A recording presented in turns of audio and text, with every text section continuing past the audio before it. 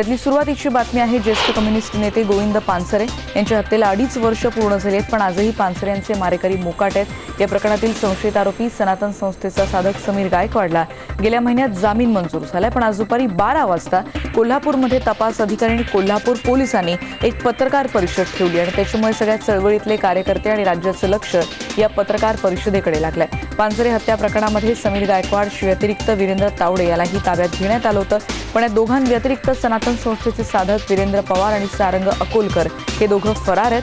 पानसरे हत्या प्रकरणाचा तपास SITकडे आहे आणि समीर गायकवाडला ज्यावेळी अटक झाली त्यावेळी कोल्हापूर पोलिसांनी पत्रकार परिषद घेतली होती आणि त्यानंतर म्हणजे तब्बल 1.5 वर्षांनंतर आज कोल्हापूर पोलीस माध्यमांना काय माहिती देणार याबद्दल राज्याचं देखील या पत्रकार परिषदेकडे लक्ष असेल। घाटकोपरच्या सिद्धीचा इमारत दुर्घटना प्रकरणातला आरोपी सुनील शितपची पोलीस कोठडी आज संपते आणि आज त्याला विक्रोळी कोर्टात हजर केलं जाणार आहे। या इमारत दुर्घटनेमध्ये 17 जणांचा बळी गेला होता। शिवसेना नेता सुनील शितपनं आणखीही अनेक अनधिकृत बांधकामं केल्याचं आतापर्यंत उघड झालंय। या इमारत दुर्घटनेप्रकरणी इमारतीचे वास्तुरचनाकार यांच्यासह पालिकेचे काही अधिकारी देखील सध्या चौकशीच्या फेऱ्यात आहेत।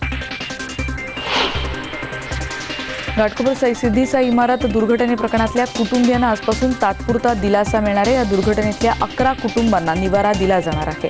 गृहनिर्माण मंत्री प्रकाश मेहता यांनी विधानसभेत काल हे आश्वासन दिलं। 300 मीटर परिसरात असणाऱ्या SRAच्या इमारतीत निवारा देऊ असंही मेहतांनी स्पष्ट केलं।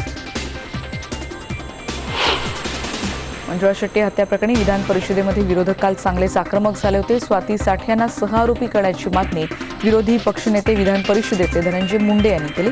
जेव्हा तुरुंग महानिरीक्षक स्वाती साठेंची सायबर लॉच्या आधारे चौकशी सुरू आहे आणि चौकशी अंती स्वाती साठेंवर कारवाई करू असं आश्वासन गृहराज्यमंत्री रणजित पाटील यांनी सभागृहाला दिलं। पायखाळा जेलचे प्रभारी कारागृह अधीक्षक तानाजी घरबुडे निलंबी यांना निलंबित करण्यात आल्याची माहितीही पाटील यांनी दिली।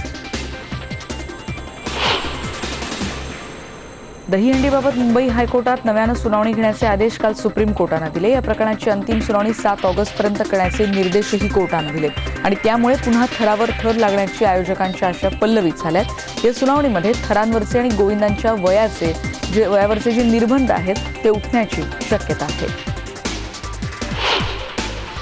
गेल्या वर्षीप्रमाणे यंदाही गणेशोत्सवासाठी पुणे मार्गे कोकणात जाणाऱ्यांना टोल माफी देण्याचा विचार राज्य सरकार करत आहे। याबाबत आज होणाऱ्या बैठकीत निर्णय घेतला जाईल असं आश्वासन सार्वजनिक बांधकाम मंत्री चंद्रकांत पाटील यांनी काल विधान परिषदेत दिलं। पावसाळ्यात खराब झालेल्या मुंबई गोवा महामार्गावरचे खड्डे बुजवण्याचं काम उशिरात उशिरा 15 ऑगस्टपर्यंत पूर्ण केलं जाईल असंही त्यांनी म्हटलंय। मुंबई विभागीय मंडळानं 11वीची ऑनलाईन प्रवेश प्रक्रिया सुरू केली आणि ज्यामुळे कोणताही प्रवेश ऑफलाईन पद्धतीनं होत नाही असं शिक्षण उपसंचालक विधी चव्हाण यांनी स्पष्ट केलंय। आतापर्यंत नाव न आलेल्या विद्यार्थ्यांना 4थ्या यादीत प्रवेश मिळणार आहे। 3ऱ्या यादीनंतर रिक्त राहिलेल्या जागांचा विचार करून विद्यार्थ्यांना 3 आणि 4 ऑगस्टला संध्याकाळी 5 वाजेपर्यंत पसंतीक्रमामध्ये बदल करता येऊ शकेल। 4थी गुणवत्ता यादी 6 ऑगस्टला जाहीर केली जाणार आहे। राजधानी दिल्लीमध्ये केंद्रीय रस्ते वाहतूक मंत्री नितीन गडकरींच्या अध्यक्षतेखाली जी बैठक झाली ज्यामध्ये 25 ते 30 हजार कोटी रुपयांच्या कामाला मंजुरी देण्यात आली। या काळामध्ये काही कामांचा आढावाही घेण्यात आला। सार्वजनिक वाहतूक राज्यमंत्री मदन येरावार यांच्यासह संबंधित खात्याचे अधिकारी यावेळी उपस्थित होते। मंजुरी देण्यात आलेल्या रस्त्यांमध्ये ठाणे भिवंडी औरंगाबाद जालना आणि इतर ठिकाणच्या रस्त्यांचा समावेश आहे। या बैठकीला त्या भागातले खासदारही हजर होते। मुंबईतल्या सरदार गृहामध्ये लोकमान्य टिळक बरेच वर्ष वास्तव्याला होते, पण या स्मारकाची प्रचंड दुरावस्था झाली आहे। या सरदार गृहामध्ये भाडेकरू राहतात आणि या गृहाची निगा राखणं अत्यंत कठीण झालंय। शासकीय स्तरावर जोवर भाडेकरू याचा बाबतचा हा प्रश्न सोडवला जात नाही तोवर सरदार गृहाची दुरावस्था सुधारता येणार नाही असं मत लोकमान्य टिळक यांचे वंशज दीपक टिळक यांनी हे मत व्यक्त केलं। पुण्यामध्ये लोकमान्य टिळक ट्रस्टच्या वतीनं टिळकांच्या जयंतीचं औचित्य साधत विविध क्षेत्रात काम करणाऱ्या व्यक्तींचा सन्मान केला जातो। यावर्षी पतंजलीचे व्यवस्थापकीय संचालक आचार्य बालकृष्ण यांना टिळक पुरस्कार देऊन सन्मानित करण्यात आलं। प्रणिती शिंदे, दीपक टिळक यावेळी उपस्थित होते। 1 लाख रुपये रोख आणि सन्मानचिन्ह असं या पुरस्काराचं स्वरूप आहे।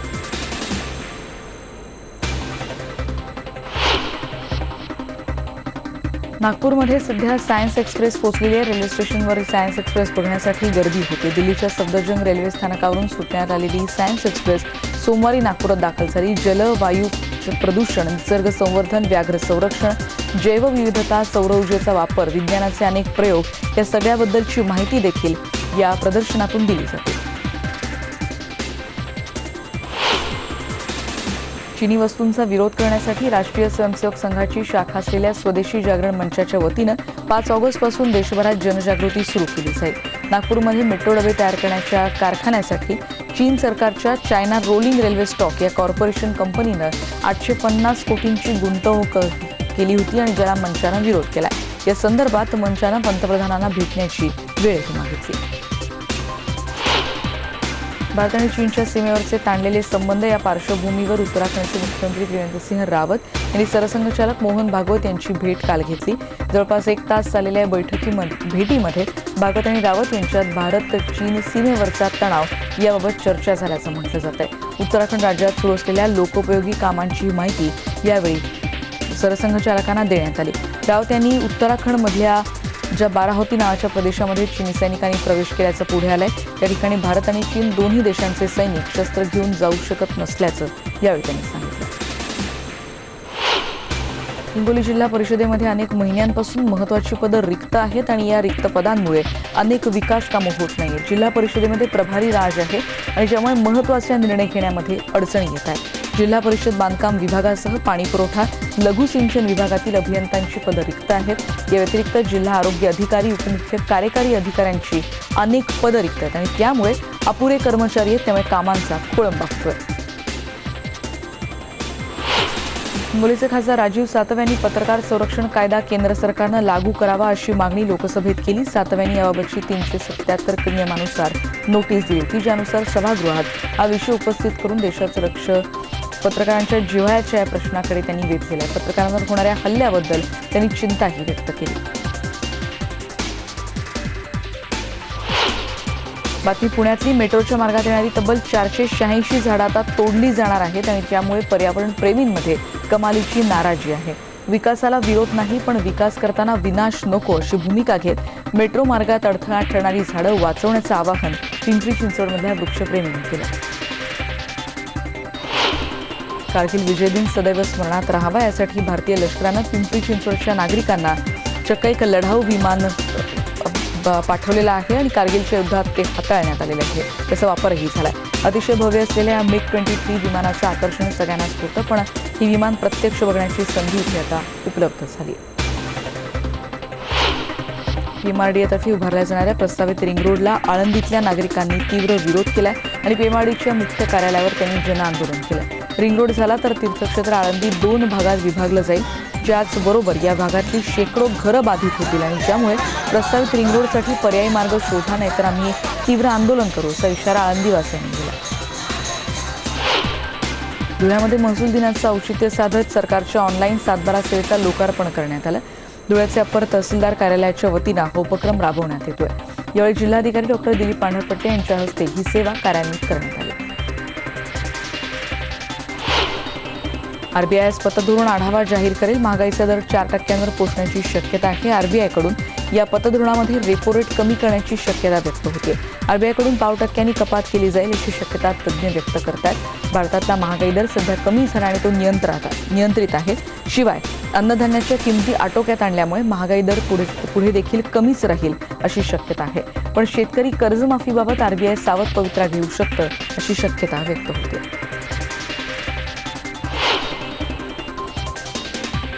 आता बघूयात इतरही बातम्या. श्रद्धा कपूरचा हसीना पारकर हा सिनेमा 18 ऑगस्टला रिलीज होणार नाही. चित्रपटाच्या रिलीजची तारीख चौथ्यांदा पुढे ढकलण्यात आली आहे. 11 ऑगस्टला अक्षय कुमारचा टॉयलेट एक प्रेमकथा रिलीज होतोय. अक्षयचा सामाजिक विषय तो हाताळतो आहे आणि करात सूट मिळण्याची शक्यता आहे. त्यामुळे 18चा वीकेंडही टॉयलेट एक प्रेमकथा व्यापणार असं हसीना पारकरच्या निर्मात्यांना वाटतंय. अपूर्व लाखेनं रिलीजची तारीख पुढे ढकलण्याची घोषणा केली. गेल्या महिन्यात अमेरिकेत आयफा पुरस्कार सोहळा पार पडला, ज्या अनुपम खेर यांची तब्येत बिघडली होती. त्यांच्या मदतीला सलमान खान धावून आला. एका संध्याकाळी सगळे सलमानच्या खोलीत बसले होते आणि अनुपम अचानक बेशुद्ध पडले आणि सलमाननं त्यांना तात्काळ त्यांच्यासाठी डॉक्टरना बोलवलं. तेव्हा कळलं त्यांच्या शरीरातलं साखरेचं प्रमाण खूपच कमी झालं होतं. 1.5 दिवसांपासून त्यांनी काहीच खाल्लं नव्हतं आणि वेळेत उपचार मिळाल्यामुळे पुढचं संकट टळलं आणि अनुपम खेर यांना लगेच बरंही वाटलं. सलमानचा सिनेमा रिलीज होणार म्हणजे चाहत्यांमध्ये एक उत्साह असतो, पण सलमानच्या सिनेमांसाठी त्यांच्या चाहत्यांना आता वाट पाहावी लागणार आहे. कारण सलमानचे काही सिनेमे आता अमेझॉन प्राईमवर उपलब्ध होणार आहेत. अमेझॉन प्राईमसोबत त्यांनी डीलही केलं. इतकंच नाही तर काही दिवसांपूर्वी रिलीज झालेल्या ट्यूबलाईट या सिनेमाचे हक्कही अमेझॉन प्राईमला देण्यात आले. शाहरुख खान सध्या जब हॅरी मेट सेजल या सिनेमाच्या प्रमोशनमध्ये बिझी आहे आणि एवढंच नाही तर शाहरुख टेड टॉक इंडिया या टीव्ही शोमध्ये देखील झळकतोय. लवकरच या शोच्या प्रोमोचं शूट देखील होणार आहे. हा प्रोमो मुंबई फिल्म सिटीमध्ये शूट केला जाईल अशी माहिती कळते. ऑक्टोबरमध्ये हा शो प्रेक्षकांच्या भेटीला येणार आहे. जब हॅरी मेट सेजल सिनेमाचं प्रमोशन सध्या जोरदार सुरू आहे आणि शाहरुख आणि अनुष्का खुद्द वाराणसीमध्ये दाखल झाले होते. या दोघांनी तिथेही खूप धमाल केली. तसं काय तर शाहरुखनं तिथे पोचल्या बनारसी पानाची फरमाईश केली आणि याच दरम्यान काही फोटो देखील त्याचे सोशल मीडियावर व्हायरल झाले.